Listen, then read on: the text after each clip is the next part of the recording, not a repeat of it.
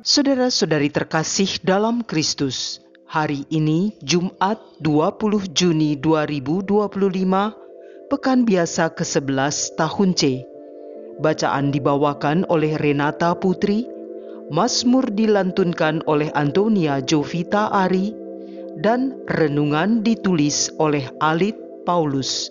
Selamat menekuni Sabda Allah. Mari berziarah dalam pengharapan untuk dunia yang lebih baik.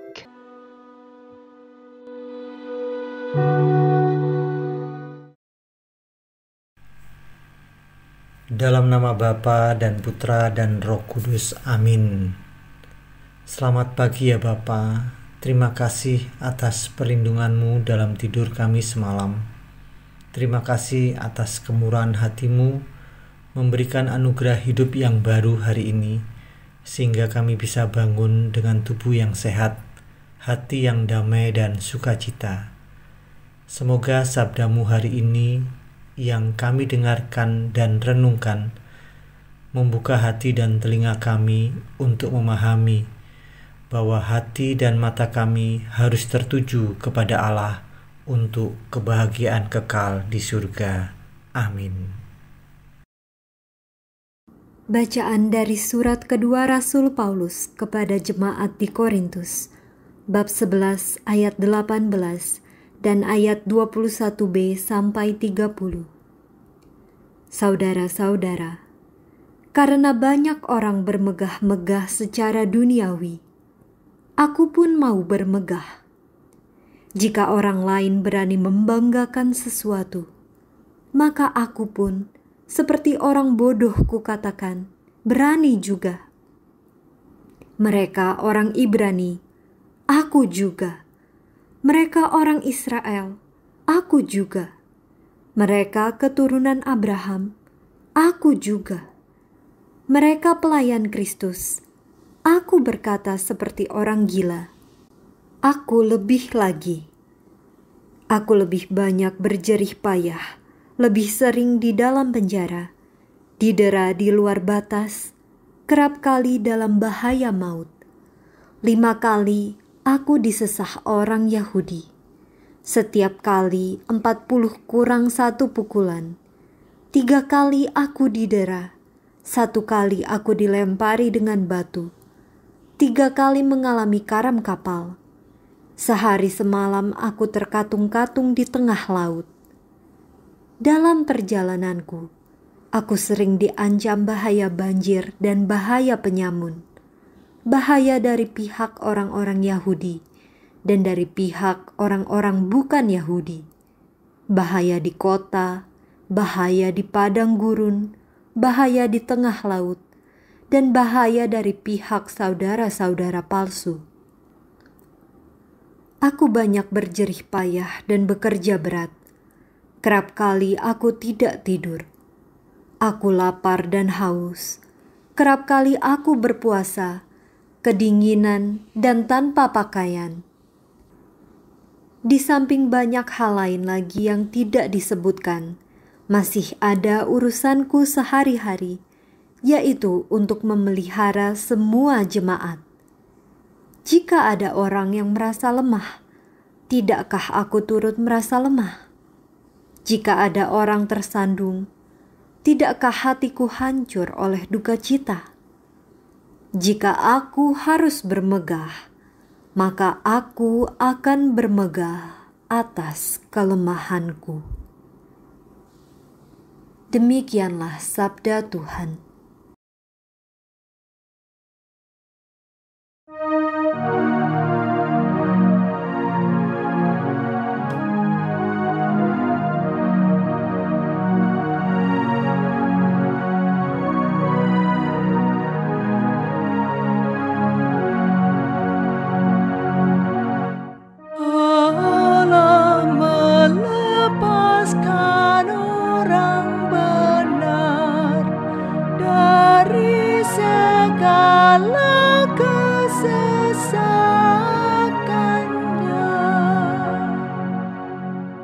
Aku hendak memuji Tuhan setiap waktu. Puji-pujian kepadanya selalu ada dalam mulutku. Karena Tuhan jiwaku bermegah. Biarlah orang-orang yang rendah hati mendengarnya dan bersuka cita. Allah melepaskan orang benar dari segala kesesakannya. Muliakanlah Tuhan bersama dengan dahaku. Marilah kita bersama-sama memasyurkan nama-Nya. Aku telah mencari Tuhan, lalu Ia menjawab aku dan melepaskan daku dari segala kegentaranku. Allah melepaskan orang benar dari segala kesesakannya. Tujukanlah pendengaranmu kepadanya, maka mukamu akan berseri-seri dan tidak akan malu tersipu-sipu. Orang yang tertindas ini berseru, dan Tuhan mendengarkan. Ia menyelamatkan dia dari segala kesesakannya. Allah melepaskan orang benar dari segala kesesakannya.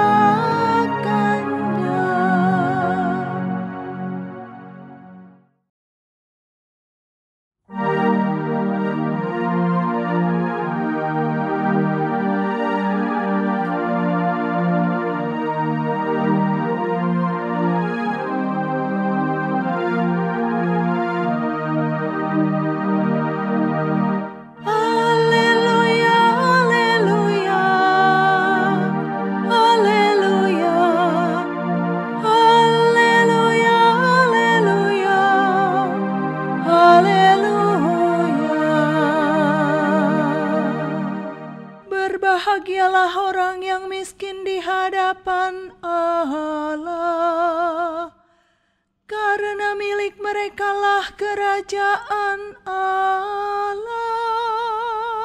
Haleluya, haleluya, haleluya, haleluya, haleluya, haleluya.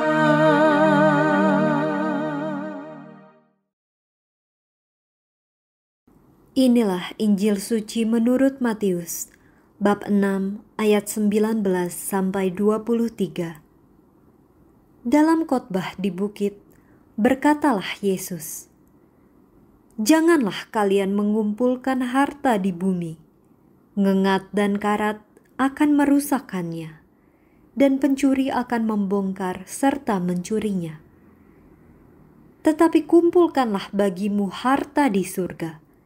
Di surga, ngengat dan karat tidak merusakkannya, dan pencuri tidak membongkar serta mencurinya. Karena di mana hartamu berada, di situ pula hatimu berada. Mata adalah pelita tubuh. Jika matamu baik, teranglah seluruh tubuhmu. Jika matamu jahat, gelaplah seluruh tubuhmu. Jadi, jika terang yang ada padamu gelap, betapa gelapnya kegelapan itu." Demikianlah sabda Tuhan.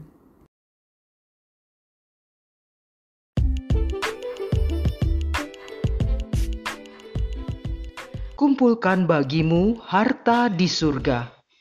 Renungan dibawakan oleh Alit Paulus.